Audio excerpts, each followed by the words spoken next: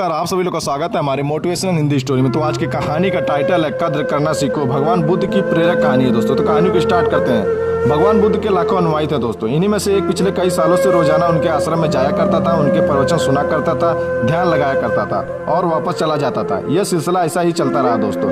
मगर एक दिन यह अनुयायी आश्रम नहीं आया और उसके बाद उसने आश्रम में जाना ही छोड़ दिया दोस्तों।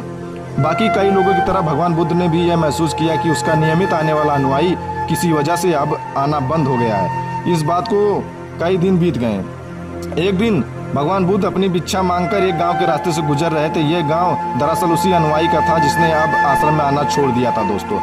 बुद्ध उसी अनुयायी के घर की तरफ चल दिए। जब उसके घर के पास पहुंचे तब वह अनुयायी अपने घर के आंगन में कुछ काम कर रहा था। बुद्ध को देखते ही वह उनके पास आया, उन्हें प्रणाम किया और उन्हें बैठने के लिए आंगन के चबूतरे पर चटाई बिछा दी। बुद्ध चटाई पर आराम से बैठ गए और अनुयायी से बात करने लगे।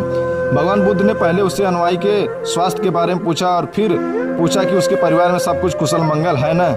तो अनुयायी ने बड़े ही प्यार से कहा कि सब कुछ ठीक है, कोई आश्वस्त नहीं है। भगवान बुद्ध ने उससे आगे पूछा, अगर सब कुछ ठीक ठाक है तो तुमने आश्रम में आना क्यों छोड़ दिया।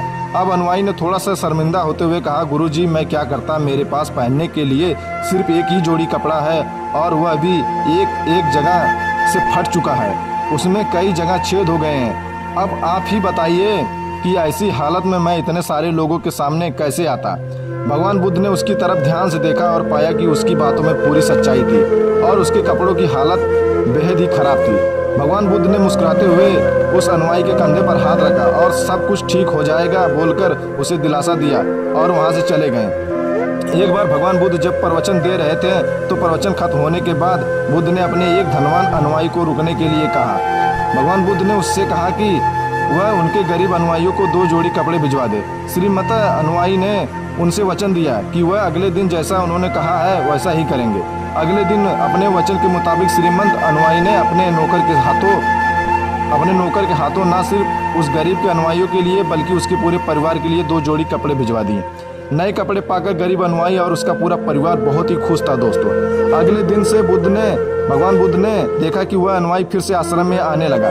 भगवान बुद्ध ने उससे पूछा कि अब तुम्हें कोई परेशानी तो नहीं है, अगर है तो बताओ।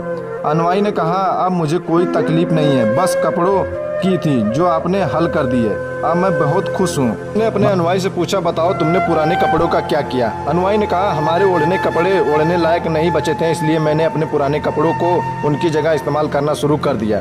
बुद्ध ने पूछा, फिर तुमने ओढ़ने वाले कपड़ों का क्या किया। मैंने उन्हें पर्दों की जगह इस्तेमाल करना शुरू कर दिया। अनुयायी ने कहा, उन पुराने पर्दों का क्या हुआ। भगवान बुद्ध ने फिर से पूछा। मैं उनके 4 टुकड़े करके चूल्हे से गर्म बर्तन उतारने के लिए इस्तेमाल करता हूँ। अनुयायी बोला, पहले गर्म बर्तन पकड़ने के लिए इस्तेमाल करते थे, उन कपड़ों का क्या हुआ। भगवान बुद्ध ने फिर से पूछा। मैं अब उन्हें घर में पोछा लगाने के लिए इस्तेमाल करता हूँ। अनुयायी ने जवाब दिया। पुराने पोछे का क्या हुआ, अब वह भी बता दो। भगवान बुद्ध ने लास्ट बार पूछा। वह कपड़ा कुछ भी करने लायक बचा नहीं था, इसलिए मैंने उसके तार अलग कर दिए और उनसे दिया की बाती बना ली। इन्हीं बातियों में से एक बाती आज इस आश्रम में भी है, मैंने जलाई है, उसी की रोशनी में हम सब बैठे हुए हैं।